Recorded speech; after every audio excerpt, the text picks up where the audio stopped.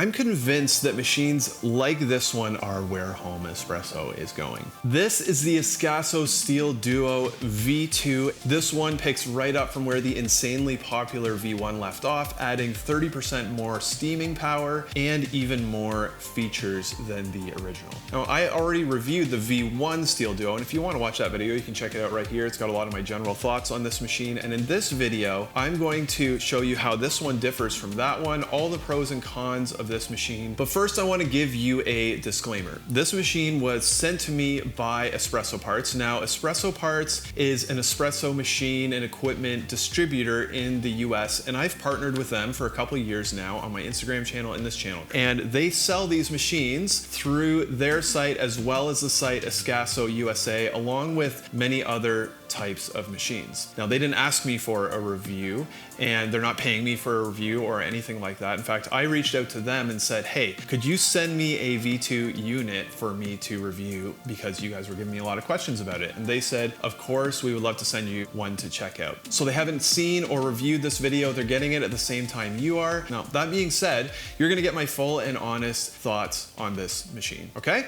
All right, let's get into it. Now, first impressions of this machine are, well, let's just say this machine gives a heck of a first impression. It's beautiful, and pretty nearly anyone who sees them generally tends to agree that these are super sharp looking machines. They look great, they've got nice styling. I feel like Ascaso has really nailed the aesthetic on these machines. All the finishes are either wood or metal. You have this nice wooden portafilter and steam knob on the side, and that really kind of adds to that premium feel as you are using it. The Duo comes in white, black, and inox, which is like a polished kind of stainless steel vibe. So whatever your kitchen vibe, there's probably a machine that's gonna look great in there as well. Now, this machine is called the Duo because it has two heating elements inside, two thermocoils, one for espresso and one for steam. And the nice thing about that is that you can steam your milk at the same time as you are pulling espresso, which really serves to speed up your drink preparation overall. Each group has PID temperature control, so you can adjust it by degree right to the sweet spot for where you want it to be. You have the mammometer right here, which reads the pressure. That's adjustable with an OPV adjustment screw right under here. It's super easy to access, unlike a lot of other machines that are very difficult to adjust the OPV. It's got a power switch right here, 1 and 2 coffee presets here, a hot water switch here, which discharges water out of this nice little water spout,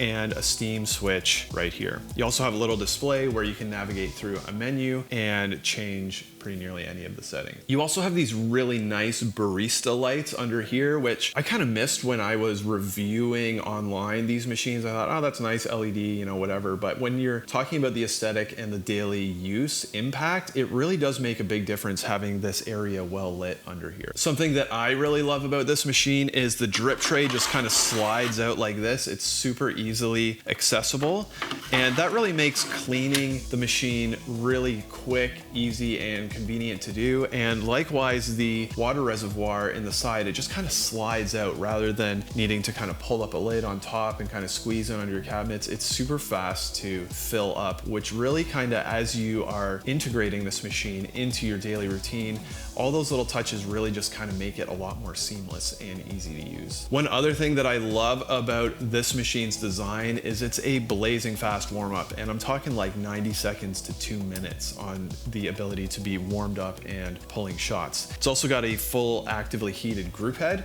which means it will heat up your portafilter as well. If you want a full preheat on your portafilter, you might want to wait 10 minutes, but in daily use, you can certainly pull espresso more quickly than that, which if you're a busy parent, that just is a really nice feature to have. These 1 and 2 coffee settings also are fully volumetric, so that means that when you do the programming and you pull a shot for, say, a double or a 2 coffee setting, the next time you hit it, it's going to remember exactly how much water that went through and run the shot the same way. That's a big plus on a machine at this price point. It's also got programmable pre-infusion, which is fantastic, and a standby mode as well. Now, that's kind of the specs of the machine, and they are very impressive impressive at the price point, but where does this machine differ from the V1 version? Well, the most obvious thing is this steam knob on the side here. And that is different in that when you turn the steam on in the V1, the steam just kind of starts dribbling out until it's at full pressure, and that just can kind of be like a bit of a messy process. With this one, you can turn the steam on and the pump will start running, and then you can open the valve and have full pressure right away. And same when you're done,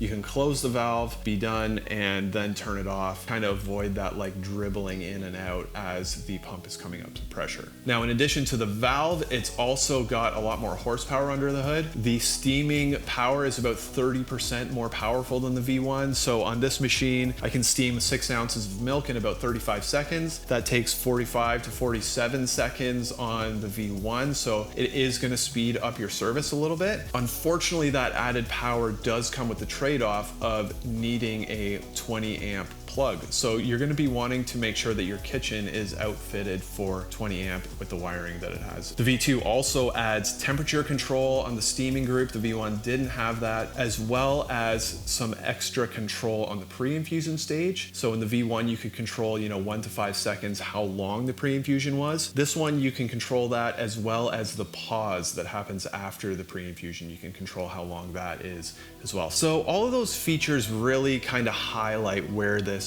machine shines. It packs in a lot of features for the price point, and it's not a cheap machine, but it's not a crazy expensive machine either. And in a lot of cases, you can pay more for a machine that doesn't actually match the feature set that this one has. And on top of that, it's absolutely beautiful. Like, it looks so good sitting on the counter. And I always say that when you're buying an espresso machine, in reality, it's going to spend more time sitting on the counter off for you to kind of just stare at or work around than you're actually going to spend using it, unless you run a cafe or something. So if you're going to buy an expensive espresso machine, you better like looking at it. And I think the Duo really kind of is exceptional in that department. And I have the baby T, the big brother to this machine, very big brother, on the counter back there. And honestly, whenever I put this in its spot to kind of test it or, whatever, I kind of think my wife Sarah actually prefers this one to that one. Now, besides looks, the instant on, like the preheating, that's just like dreamy, and you're never gonna get that with a boiler machine. The water spout is a huge plus. You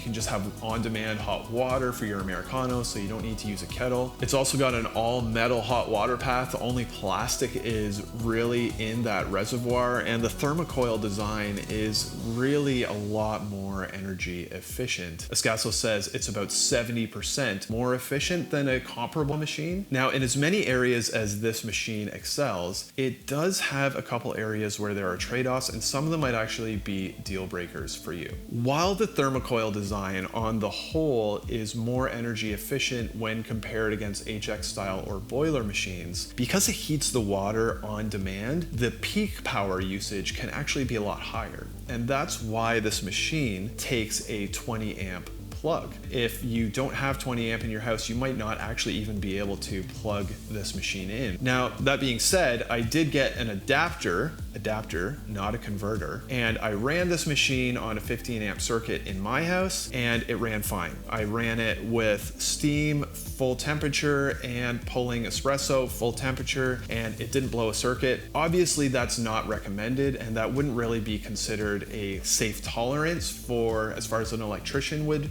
be concerned. So if you want to try that, like, that's really on your own risk, and Ascaso, I don't think, would recommend that. But I did it, and so I got to tell you that I did it. But one thing that I find I don't really love with the way the machine is plumbed, this is a little technical, but the flow meter, which is what measures the amount of water for the volumetric programming to make sure the shots are consistent shot to shot, is plumbed before the OPV valve, which is the valve that detects a top limit amount of pressure, and if you go above that amount of pressure, we'll start diverting water back into the reservoir. Now, what does that mean? Well, really briefly, what that means is if you engage the OPV, it could throw off your volumetric programming, and you may not get consistent volume shot to shot if you are running the machine in such a way that the OPV is engaging. Now, I don't know why it's designed like that, but I would love to see that changed in future releases. Lastly, and this is kind of a company company issue instead of a machine issue.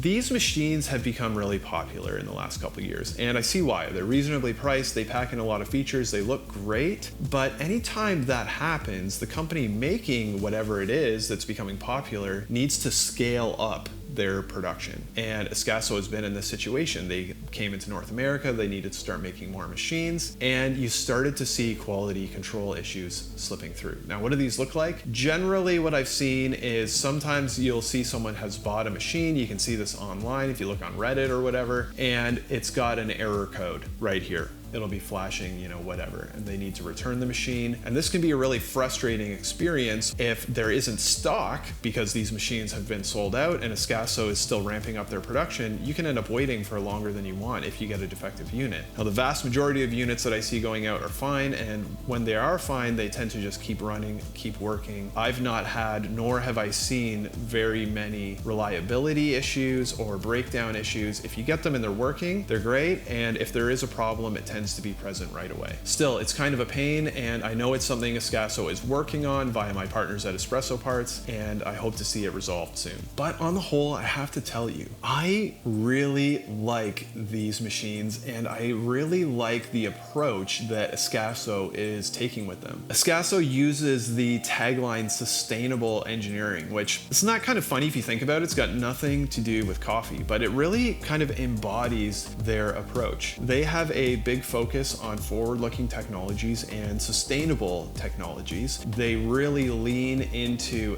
thermocoil technology, which is way more efficient than things like dual boilers or HX style machines. As I said, this machine is about 70% by Ascaso's metrics more efficient than a comparable machine, and that's because of the way thermocoils work. How a thermocoil works is it's basically a heated big block of metal with a tube running through it that runs the water. Now, in Ascaso's case, this is a stainless steel line tube inside an aluminum block, and what it's designed is it's designed to pull fresh water from the reservoir, run it down this tube, and then by the time it gets here to the group head, it's delivered at a perfectly consistent temperature. Very much like an on-demand water heater for a home, which is really coming into vogue over these kind of old school hot water tanks, which just like suck up a lot of energy from keeping this huge body of water hot all the time. It just makes a lot more sense to heat the water on demand. You get lower energy use as well as more consistent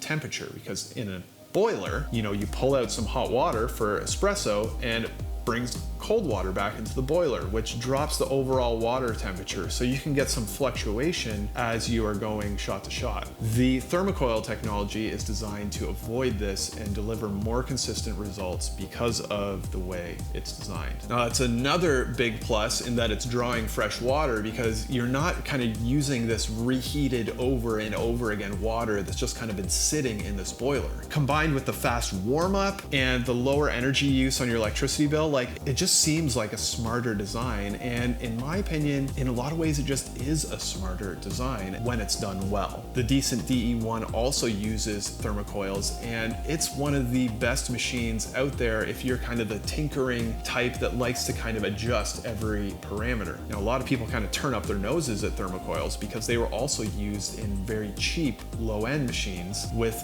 poorly designed coils that actually didn't deliver consistent results. Now, the one trade-off with a thermocoil design is definitely power on steaming. When you get a steam boiler and it's building up pressure inside and you open the steam valve, you're gonna get that intense pressure right away, and a pump-driven thermocoil just isn't going to deliver that kind of pressure. Now, when you're in a cafe, I get that that is important, and we'll see if thermocoil tech can jump up its pressure to the point where it can steam just as fast as a boiler.